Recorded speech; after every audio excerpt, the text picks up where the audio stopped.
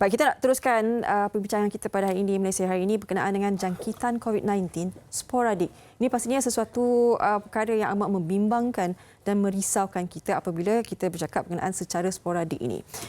Untuk pemahaman dan kita lebih mengambil tindakan berhati-hati dalam keadaan wabak pandemik global ini, kita nak bersama dengan Dr. Badrul Hisham Abdul Samad, merupakan pakar perubatan kesihatan awam, sektor pengurusan wabak, bencana, krisis dan kecemasan, bahagian kawal penyakit Kementerian Kesihatan Malaysia. Assalamualaikum, Doktor. Assalamualaikum. Dan Dr. Badrul ini juga antara individu penting yang ditugaskan dalam gerakan CPRC. Maknanya secara semua data semua memang melalui di bawah CPRC. Betul. Baik.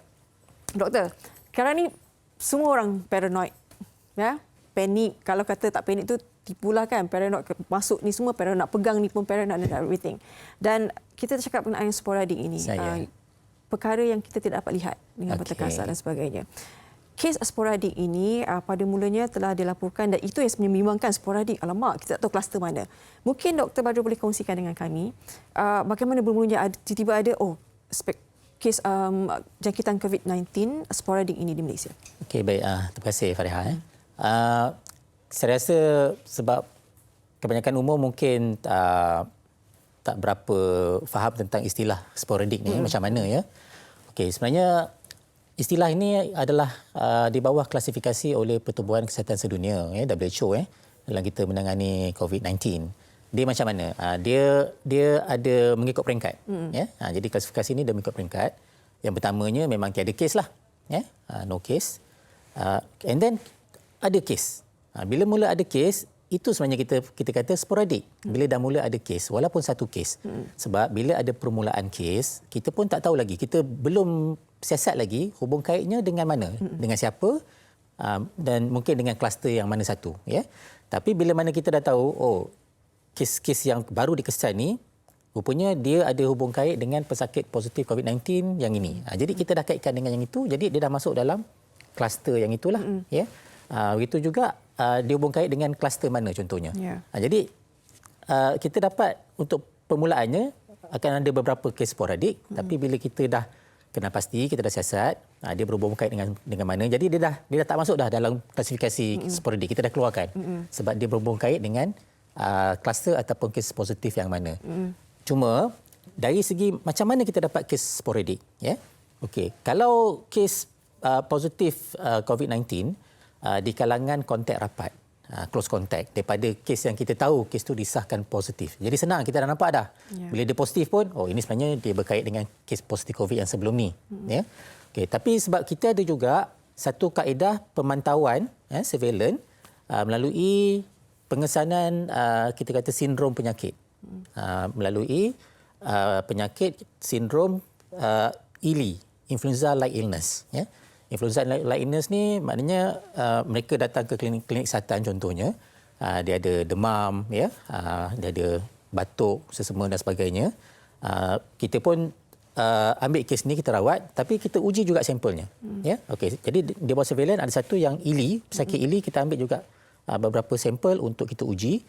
Begitu juga yang mereka yang masuk ke hospital, yang dipanggil SARI. SARI singkatan kepada Severe Acute Respiratory Infection. Maknanya dia datang dengan jangkitan paru-paru contohnya, batuk, sesak nafas, demam dan terus dia masuk ke hospital, masuk di ward atau juga di ICU kan. Tapi dia tak ada cerita, kita pun tak tahu ada cerita ke tidak latar belakang tentang COVID-19, tapi kita ambil juga persampelan ni. So secara keseluruhannya kita telah pun melakukan lebih 83,000 ujian COVID-19. Dan daripada lebih 83,000 keseluruhan ni, 15,000 lebih kita lakukan melalui surveillance ini. Mereka yang kita dapat daripada ILI di klinik kesihatan ataupun pesakit luar dan juga SARI yang masuk ke hospital, 15,000 lebih. Dan dari situ kita dapat, ada juga yang positif. Jadi yang positif tu yang kita belum nampak lagi, kita hubung kait dengan mana, itulah yang kita katakan sebagai sporadik. Tapi nanti daripada kes-kes yang sporadik positif daripada surveillance ni, kita akan hubung kaitkan semula. Maksudnya siasatan akan dilakukan. Siasatan akan dilakukan di lapangan. Ya. Mereka akan cari sejarah pendedahan, pergerakan dan sebagainya. Dan bila kita nampak dia ada kaitan dengan kes positif yang mana, jadi kita akan keluarkan daripada sporadik ni, kluster-kluster kita akan masukkan kepada kluster-kluster yang tadi. Jadi bilangan sporadik ni dia akan turun. Jadi setakat ini, bila dah diasing-asingkan tu, maknanya masih lagi tidak tahu punca tu, tinggal berapa jumlah? Tinggal, kalau sehingga semalam, tinggal 63 kes sahaja. Sebenarnya sikit. Ya? 63 sangat sikit. Dan 63 daripada 15,000 lebih yang kita buat, dia mewakili 0.4%. Sebenarnya sangat rendah. Jadi, saya sebutkan tadi, maknanya selepas kita klasifikasikan dia semula, kebanyakannya dia akan masuk ke kluster. Jadi itu peringkat klasifikasi yang seterusnya. Daripada tak ada kes, kemudian sporadik, kemudian kluster. Tempoh masa untuk mengetahui untuk kalian asingkan ikut kluster, adakah lama? Sebenarnya sekejap saja. Ya, sebab dia bergantung kepada siasatan di lapangan. Jadi berapa cepat siasatan itu dilakukan, berapa cepat mereka dapat punca daripada mana, jadi kita akan terus keluar, kita akan kaitkan. Cuma dari segi kita mendapat kes-kes yang positif daripada surveillance ni, daripada makmal, ya, Ili dan juga Sari, banyak juga sebenarnya lebih 50% daripada makmal swasta. Ya, dalam 60% daripada makmal swasta. Jadi kalau makmal swasta ni maknanya mereka daripada hospital swasta.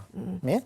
Jadi mungkin Fariha boleh bayangkan, maknanya kami kena berhubung pula dengan pihak hospital swasta dalam nak melakukan siasatan ini. Kalau kata pesakit itu memang di hospital kerajaan, memang data tu dah bersama kami. Jadi lebih cepat. Ya.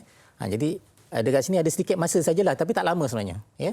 Jadi cepat kita dapat maklumat daripada swasta, kemudian kita mencari kes itu, hubung kaitnya di lapangan.